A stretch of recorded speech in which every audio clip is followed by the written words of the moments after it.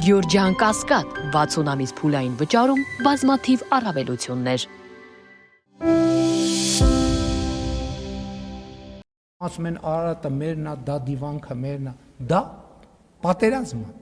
Իսկ Բաքվում ինքնիշխան Հայաստանն են անվանում այսպես կոչված Արևմտյան Ադրբեջան։ Փաշինյանի գնահատմամբ վտանգավոր պրոցես է, ընդ որում վարչապետը նշում է, Ադրբեջանում սա պարզապես ներքին խոսույթ չէ։ Ուրեմն նախաստորագրված խաղաղությունը միայն ամերիկյան թղթերին մնաց, ըստ գործադիրի ղեկավարի պրոցեսը դեռ հասկանալ է պետք։ Անելիք ունենք նաև մենք, Փաշինյանի խոսքով, ռազմավարական գործարքի պետք է գնանք Ադրբեջանի հետ։ Պետք է այդ պրոցեսը իր բոլոր պարամետրերով հասկանանք։ Պրոցեսի պատճառահետևանքային կապերը հասկանալով եւ պետականակենտրոն տրամաբանություն որդեգրելով, լեգիտիմ քաղաքականություններ որդեգրելով, որոնք մաքսիմալ անխոցելի են։ Եթե իրանք ասում են Արևմտյան Ադրբեջան եւ այլն, ինչը այստեղ Հայաստանում շատ ուժերի պետքա սահմանափակի, ասել հակառակը։ Եվ երբ որ ես ասում եմ, որ մենք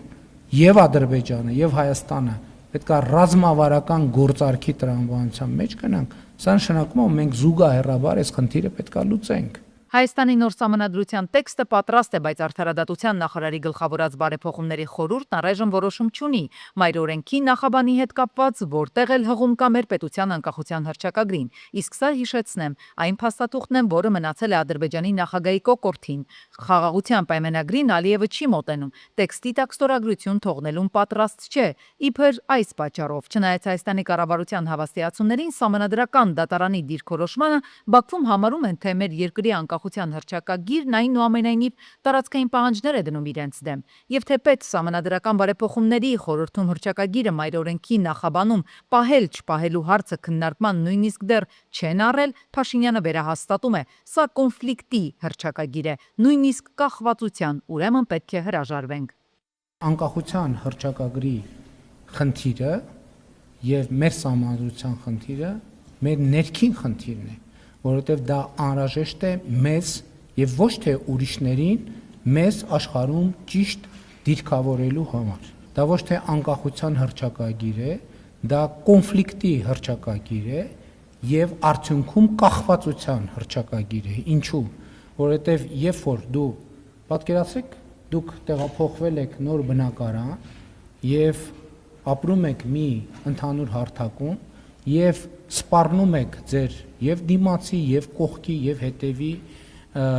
եւ մյուս կողքի հարևաններին այդպիսով հռչակելով նաեւ անկախություն։ Դա ինչ է նշանակում։ Ոնց է այդ սպառնալիքների պայմաններում ապրելու այդ միջավայրում։ Բայց Ադրբեջանի սահմանադրությունն էլ իր հերթին հավակնություններ է ներկայացնում ամբողջ Հայաստանի նկատմամբ։ Սյունիքից Տաբուշ, Վայոց ձորից Շիրակ, իրենց մայր օրենքում էլ հղում կա 1918-ից 20 թվականների, այսպես կոչված Ադրբեջանի դեմոկրատական հանրապետության երբեմնի նպատակներին։ Ինչպես է ստացվում, որ Հայաստանի սահմանադրության հղումն իր անկախության հռչակագրին խնդիրներ է ստեղծում խաղաղության համար, իսկ ադրբեջանական փաստաթղթի ձևակերպումը ոչ։ Լրագրողի այս հարցը վարչապետն անպատասխան թողեց։ Ինչ վերաբերում է հարևան Իրանի հումանիտար օգնություն ուղարկելուն, ապա Հայաստանի կառավարությունը պատրաստ է, կարիք լինի Իսլամական Հանրապետությունից խնդրանքի չեն սպասի, աջակցության ձեռքը միանգամից կմեկնեն։ Համացանցում կամ այլ հարթակներում վիրավորական խոսքը կամ մեկնաբանությունը գնալով ավելի լուրջ մարտահրավեր է դառնում հասարակության համար, նկատում են մասնագետները։ Սոցիալական ցանցերի արագ զարգացումը հնարավորություն է տվել ազատ արտահայտվել, սակայն այդ ազատության հետ մեկտեղ հաճախ տարածվում են վիրավորանքներ, սպառնալիքներ եւ անհանդուրժողականություն տարածող արտահայտություններ։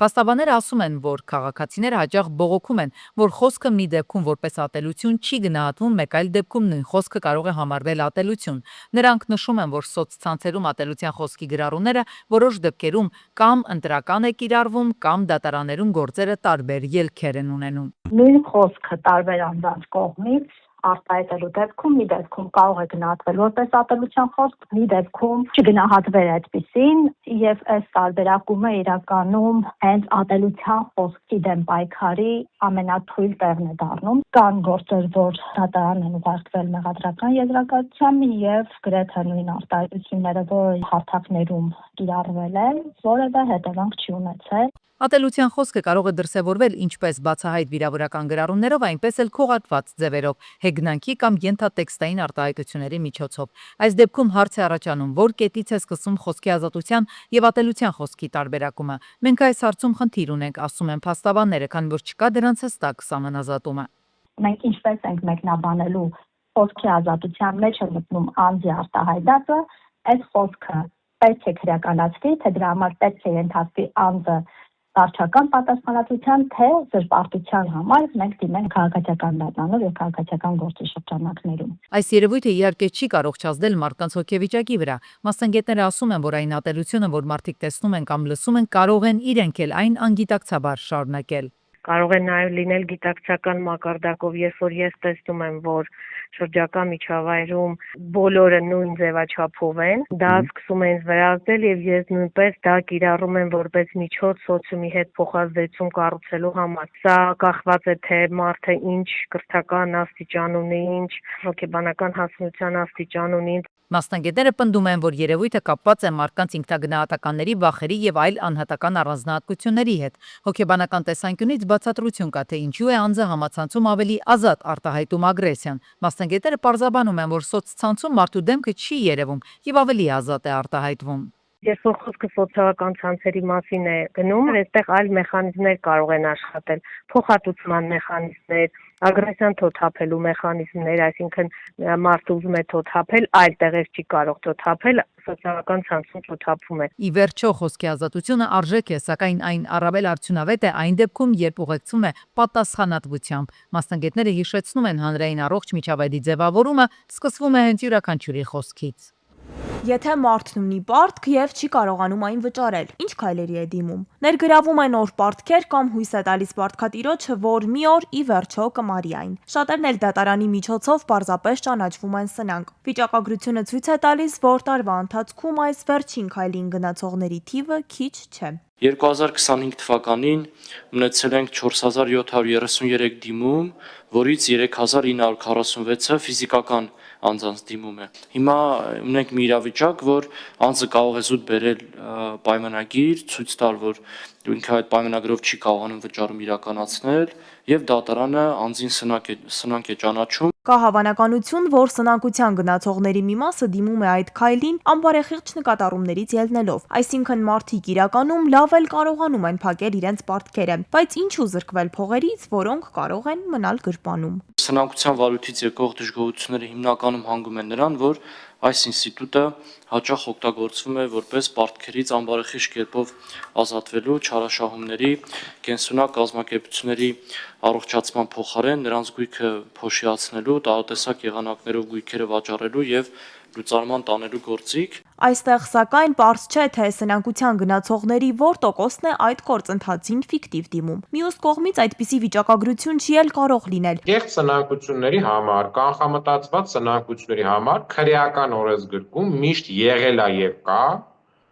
համապատասխան հանցատեսակ շարադրված, գնացեք բացահայտեք, հիմնավորեք դատեք մարդկանց, այսինքն գնալ միանգամից բոլորին փրթելու այսպես եղանակով դա անհասկանալի է։ Հիմա կառավարությունը խնդիրը լուծելու միջոցն է մշակել, օրինագիծ, որով սնանկության process-ը էականորեն բարդանալու է։ Դատարանները հնարավոր է շատ ավելի հաճախ մերժեն սնանկության դիմումները։ Դատարանը կարող է բարձել պարտապանի ֆինանսական վիճակը, ստուգել նախկինում կատարված գործարքները, գույքի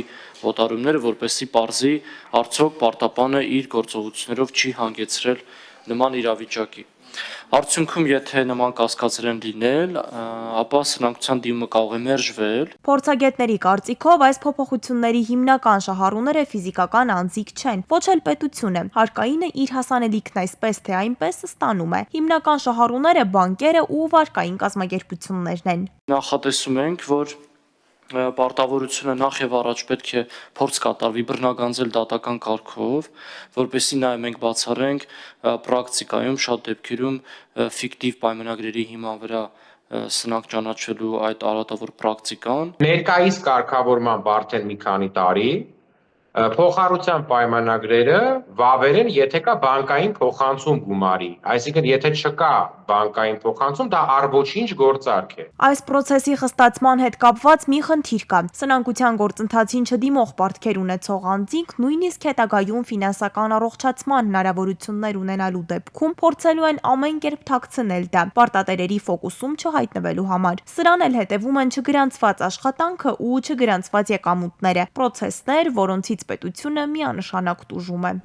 Արմավիրի մարզի Քարակերտ համայնքում լարված իրավիճակ է։ Վերջին օրերին այստեղ մեծ թվով նորածին գառներ են սատկում, լուրջ վնասներ պատճառելով գյուղացիներին։ Բնակիչները պատմում են, թե խնդիրը սկսել է հանկարծակի եւ օրերի ընթացքում կորուստները շարունակել են աճել։ Օրական 20-30 ոչխար է անկում։ Էսի ցելի ապրուստ, էսի գնաց, էսի ինչ պիտի անի։